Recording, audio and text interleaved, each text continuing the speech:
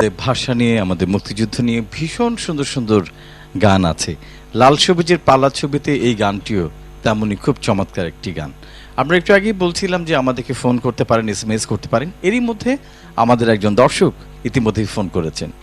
আসসালামু আলাইকুম, শুভ সন্ধ্যা। আমি ফেরদৌস বাপি বলছিলাম বাংলা লায়ন মিউজিক ক্লাব থেকে। কে বলছিলেন? জি, আসসালামু আলাইকুম। জি ভাইয়া। আমি সিলেটের কুড়োড়া থেকে রুমেল বলছি। জি ভাইয়া বলুন। আসলে আমি বাংলা ভিশন এবং মিউজিক ক্লাবকে ধন্যবাদ দিচ্ছি যে বাংলাদেশের একজন প্রখ্যাত শিল্পীকে উপস্থিত করার জন্য। আমরা জানি যে শাম্মী আক্তার বলতে আমরা বুঝি 70 এবং 80 দশকের যে কয়েকজন শিল্পী ছিলেন, উনি তাদের মধ্যে একজন অন্যতম শিল্পী ছিলেন, এটা নিঃসন্দেহে বলতে পারি। এবং এত দাপটের সহিত ওই সময় উনি যে গানগুলো গেয়েছেন, এখনকার প্রজন্মের থেকে শুরু করে আগের প্রজন্মের সব প্রজন্মের কাছে এত জনপ্রিয় একজন শিল্পী, আমার মনে হয় যে এটা নিঃসন্দেহে বলতে পারি।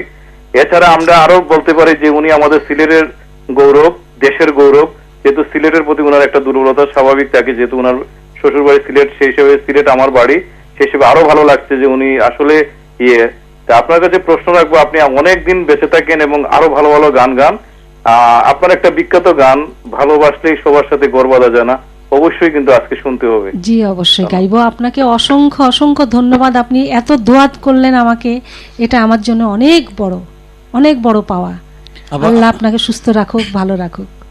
আপা এটাই বোধহয় পাওনা যে যখন যাদের জন্য গান করা শ্রোতা দর্শকরা তারা যখন এইভাবে বলেন যে এইভাবে মনে করেন এবং এইভাবে ভালোবাসেন, মূল্য দিয়ে হয় না। জি, আপনি হয়তো অনেক কোটি কোটি টাকা হয়তো অর্জন করতে পারবেন, কিন্তু সিলেট থেকে কুলাউড়া থেকে কেউ একজন ফোন করে কিন্তু বলবে না। অনেক অনেক দোয়া করি যে এই রাত পর্যন্ত জেগে মানে গান দেখছে এবং কথাও বললো।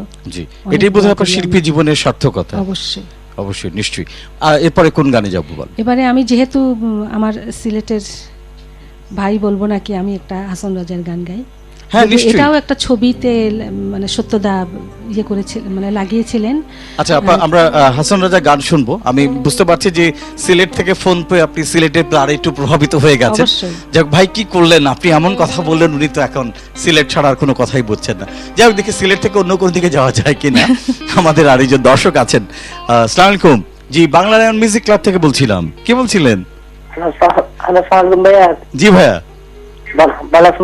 খুব ভালো আছে, আপনি কেমন আছেন?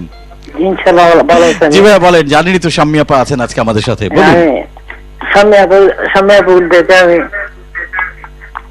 আপুকে দেখে খুব ভালো লাগতেছে, বাংলাদেশের ধন্যবাদ জানাচ্ছি। জি, অনেক বড় মাপের একজন শিল্পীকে আজকে দেখতে পেরে আমার খুব ভালো লাগতেছে, আনন্দ লাগতেছে। আমি শাম্মী আপুর কাছে একটা অনুরোধ করবো, আমি একটা দেশের গান গাওয়ার জন্য। আচ্ছা রে, বাহ, চমৎকার। আমার মনে হয় যে আপনি একদম সঠিক সময়ে ফোনটি করেছেন।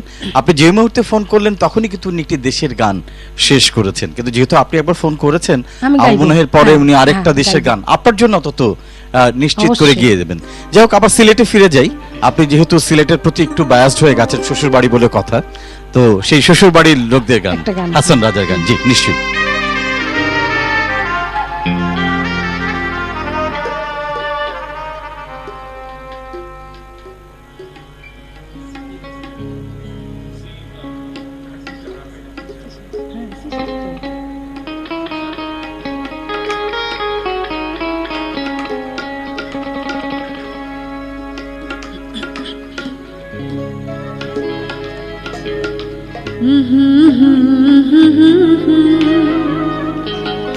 Mm-hmm.